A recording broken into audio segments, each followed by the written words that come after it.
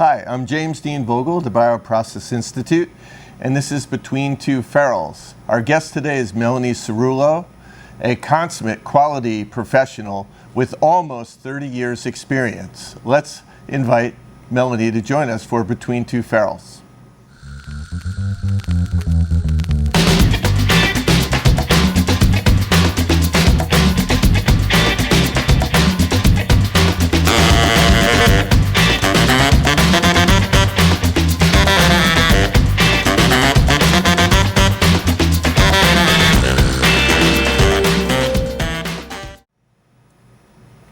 Welcome, Melanie. Hi, Jim. Nice seeing you. Nice to see you. Glad to have you at the Bioprocess Institute. Thank you.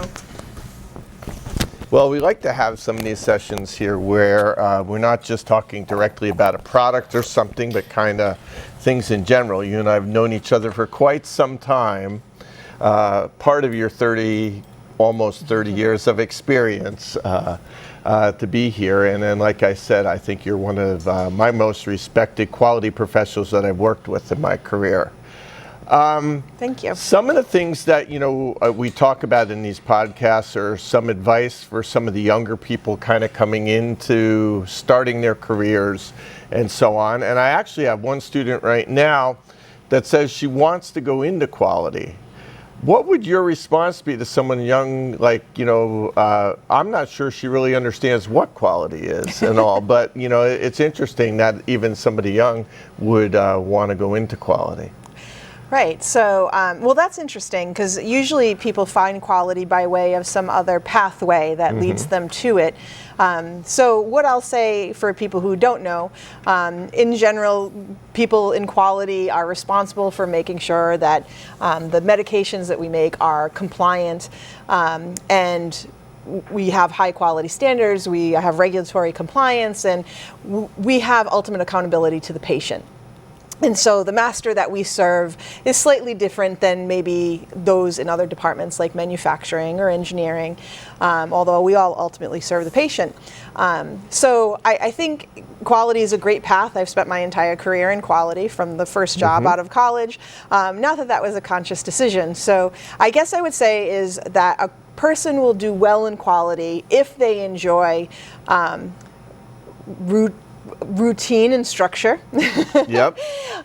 If they are good technical writers, if they have an interest in learning about all the technical elements of the process that they're working on, maybe not becoming a subject matter expert like in manufacturing or engineering, but have enough technical acumen to understand what's going on in the process. So ultimately the goal is to have enough experience to make good decisions, because that's the hardest part in quality, is to help make decisions about what to do when things go wrong or when product has an issue.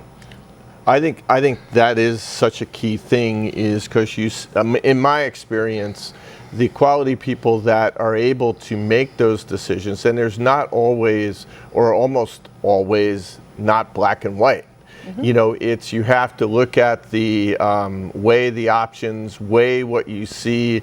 The common thing that we shared in documents were things like the most probable cause. It's not the cause. Like, we can't always discern the one, to use the murder analogy, smoking gun or whatever it would be.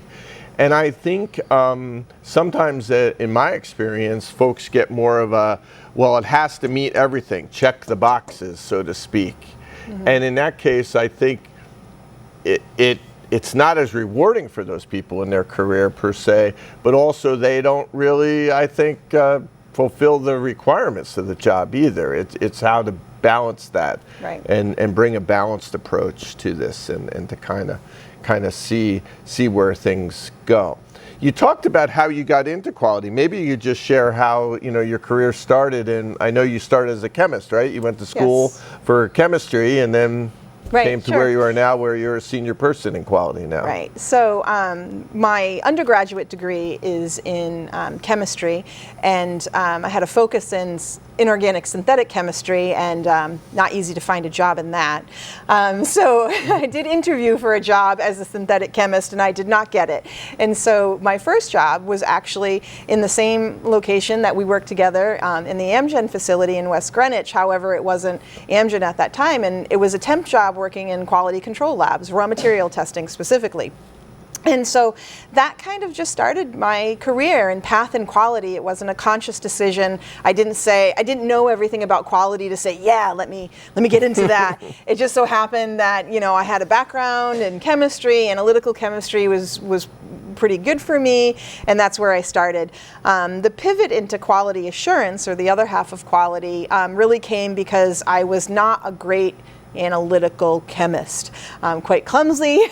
I had very little patience for experiments, and so I didn't really enjoy that work, but I did find that I had great technical writing skills, I had great organization skills, and honed decision-making skills, and so that's what put me into the quality assurance side of things. And from there, it just became getting as much exposure to everything I could in the manufacturing process and all the disciplines that go into manufacturing. So I was quality for engineering, quality for the labs, compliance, inspection management, and so the rest of my career, it was all about building experience on how quality supports all elements of manufacturing. And I am squarely in sterile manufacturing, and almost my entire career has been in sterile drug manufacturing, so I have a particular focus in that. Which is a very good focus. Excuse me for a minute. You need to leave, go ahead.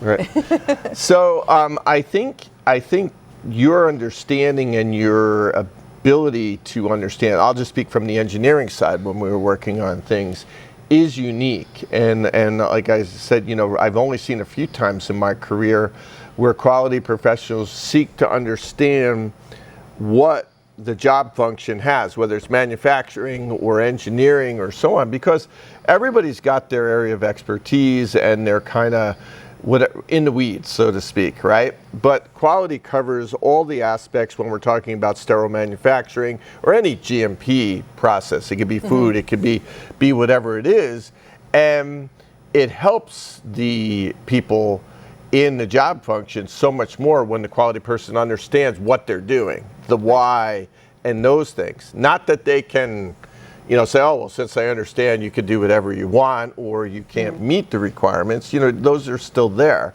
There's a great example. I remember when I first started at Amgen, and I was talking to one of the people in engineering, and they kept referring to a jumper panel.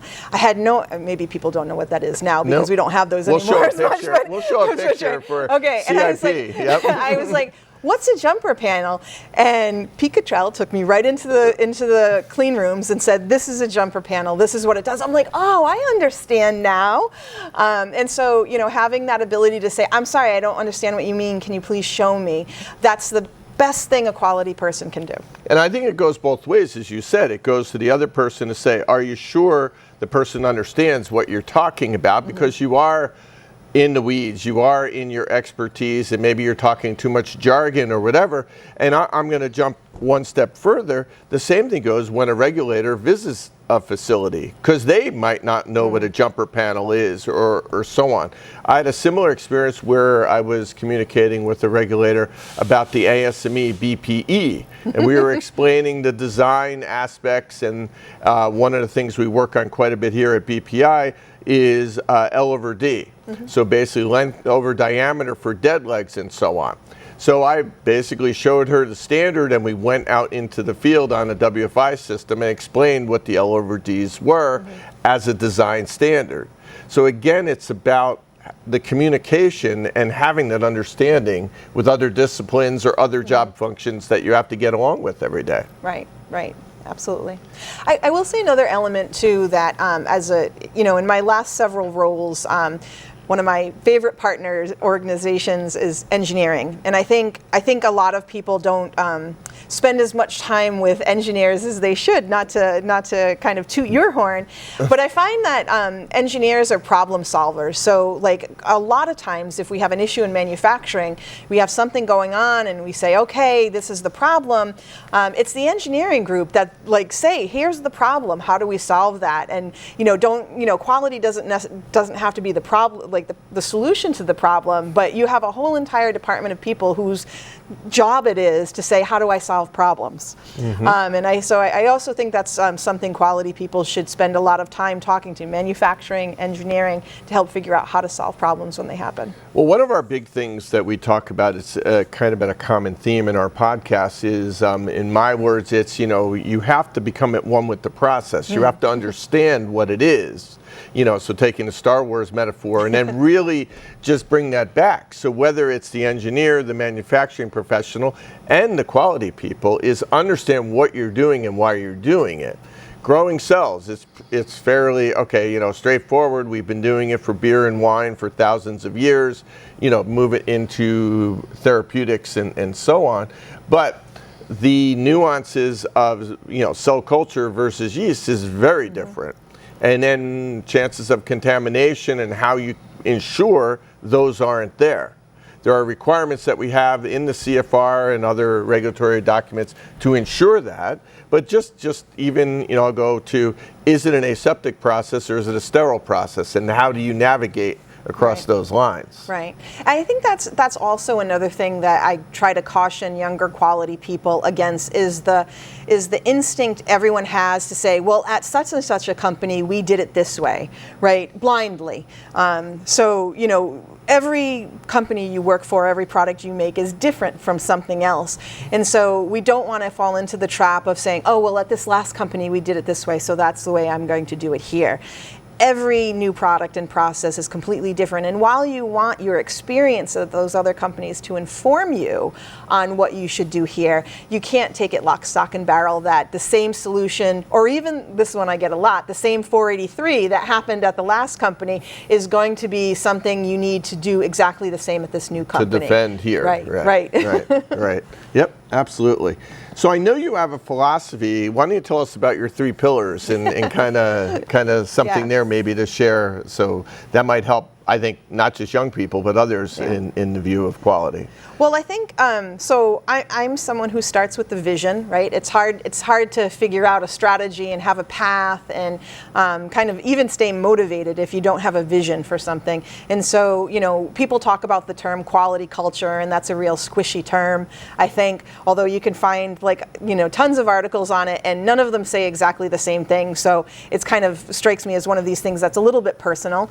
And so my philosophy on what a quality culture is really kind of starts with 3 pillars, and this is my opinion, right? So I'm very big on patient centricity, or I work in a CDMO, customer centricity, and customers can be your partner organizations like manufacturing. They can be in a contract manufacturer, the sponsor company that's coming to you, and ultimately it's always patients, right? So some medication you're making, even if it's a raw material or a drug substance or a drug product, it's going eventually to going to a patient, right? So you always have to have those things in mind at the forefront of everything you do, and that's, you want to be transparent, you want to communicate often, you want to have a sense of urgency, and this is a big one. I think a lot of times in big companies when you have problems, they linger because people don't have a sense of urgency to get that resolved. So that's under my pillar of patient centricity is those kind of elements. And then next is really operational excellence, and this is, some people think, oh, it's GMP, but it's really more than that, right? You have to have efficient and effective quality systems that are regulatorily compliant, but they also have to work for what you're doing. Like, you can't just have something, you have to have a process that's efficient and effective and gets product out the door, right? Because you won't serve patients if you're not getting product out the door. You have metrics and monitor your performance. Like, as you have said, if you're not keeping score, you're just practicing, right? So it's very important to have those elements of performance monitoring and lean and evaluating like waste and just getting rid of the things that don't add value and drive inconsistency in your process. And then lastly, it's really knowledge and risk management. It's super important to make data-driven decisions. Like, you shouldn't make a decision unless you have data. And if the data doesn't tell you something, then you need more data. That doesn't mean you should be in analysis paralysis, but you need to use data to make a decision. And this goes back to the don't do it some way because someone else at a different company did it. And then you need to make sure that you're communicating and training, and you have good documents and risk assessments that help inform just the general knowledge that you use in the process, and then how you manage risk. I think that and I don't want to say paper trail, but at least a logic of how you get to the decision is key. And that not how you apply the knowledge, and ultimately we do need to make the decision. We can't just kick it down the road and postpone it and just say, well, we need more data, because there are pragmatic things. Batches have to get out to the patients, back to your first biller, and how do we support them in a CDMO? How do you support the customer? Because you can't just keep analyzing, because you got the next customer coming in to take over the space or do whatever. You got to do what's right, but there are times where you're going to have to make the best decision at that moment based on the data you have. If there aren't enough, well, then that's the decision. There aren't enough data. Right. And I think, like, sometimes, like, for example, as a quality professional, you're always going to come across a batch that has a deviation, and you have to figure out what to do with it, because if you just discard it, there's $3 million down the drain, right? So that's not a great option. And in the early days of Enbrel, throwing that batch out the drain because of a deviation, patients were shorted, right? Yep. So there was a sense of urgency to get batches out the door, but you have to figure out the path where you can gather data or do testing or get information that will let you understand the quality of that batch. So there's two things you have to do: figure out, what is the impact to that batch, and can I still release it? And then fundamentally, I have to solve the problem of why it happened in the first place to prevent it from happening again. So impact and then root cause are two things that are important to address. So the real, the corrective action, not just, and preventive action, of how to go forward to kind of see that. Any general advice for any young people who are starting their career or things like that, that you would say from your experience? I think you and I probably even use the same language when we say these things. So I was one of these people that did not have a defined strategy on my career. I didn't know where I wanted to go, and never once did I ask for a raise or a promotion. But what I did do was say I wanted to take advantage of every opportunity to do something and learn something. So always work hard and try and get involved in as many things as you possibly can that will build your skill set and add value. Right? So if you're doing something, like, don't just go through the paces. Figure out how you can use your skills and, the things that are special about you to add value to that project, to that company, to that manager. If you work hard and always strive to add value, you won't have to worry about, am I going to get promoted or am I going to get the big raise? Those things will happen naturally. I think the thing for young people is, what do they have? They have energy and they have time, where maybe they don't have the experience, right? And so the thing is that's their value that they bring to a new job, how they can do that and work harder to basically help the organization and clearly communicate with their supervisors and their coworkers on how they could do that more. Right. And when you hear us old people talk about gaining experience, I'm sure all the kids are like rolling their eyes. But it's not about years of experience. It's about how many things you've touched and seen, right? So as a young person, you can actually, if you really put your mind to it, get involved in so many things, or even look for outside skills that gives you that experience. It's not just about, accumulation of years where you kind of get gray hairs. It's really about your access to different projects, different technologies, different sets of information. Yep. That's what gives you experience. It's not necessarily duration. Well, it's like we both kind of started in, a QC lab, so to speak, and then moved on from there. But the thing is, at the time, I didn't have any other opportunities, so I went and actually got a temp job subbing in for someone on maternity leave in a micro lab. I learned microbiology better than I probably ever would from being in that lab for 18 months, because actually it worked out. I was there for an extended period, and you the same thing when you started in the analytical lab at BW. Right. So, right. so that definitely is there. Anything else you want to add, or anything else? No, nothing comes to mind. All right. Well, I want to Final thank you. I think I've enjoyed working with you over the years. I'm sure we'll continue to work together. You are a leader in this industry. You should be very proud of the things you've done, and the other people that you've influenced their careers, because I know they feel very fondly of you. And thank you very much. So thank you to Melanie. Thank you so much. All right. Thank you.